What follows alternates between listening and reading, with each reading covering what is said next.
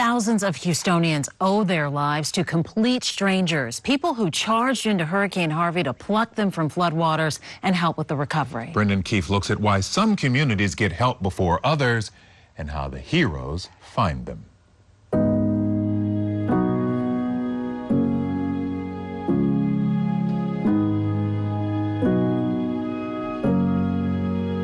When water fills entire neighborhoods and floods all roads leading to them, ordinary people do extraordinary things to help those in need.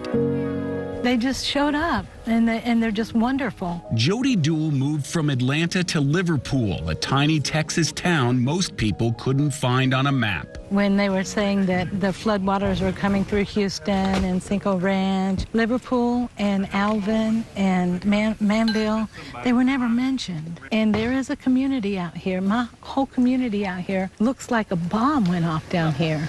This will give you a good idea just how high the waters got here in Liverpool. That is a baby gate and a stroller on top of this tree. Some items even higher than that.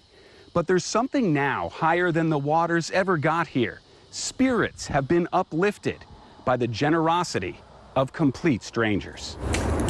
Somehow these volunteers from Antioch Church in California and all over Texas found her flooded home and cleaned it out. This isn't FEMA or the government out here. No, it's not. This is not FEMA. It is not the government.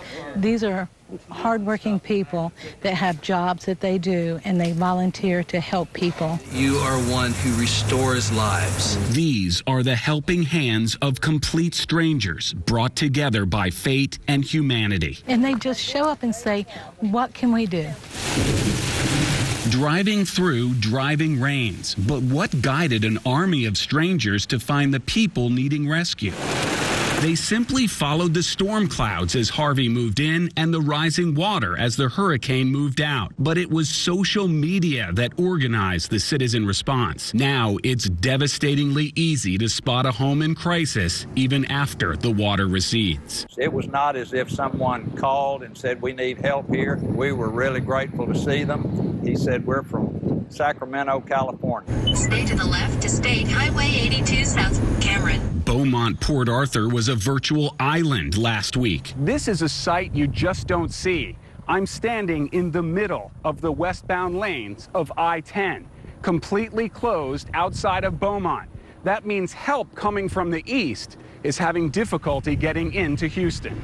Even before I-10 reopened, private boats from Oklahoma were in Beaumont and Port Arthur making rescues. Many volunteers simply drove through high water to get there, risking their own lives to save people they'd never met. The community and the church and the volunteer groups have just been overwhelming. Standing for Houston, Brendan Keefe with KHOU. Such an amazing response from so many. Well,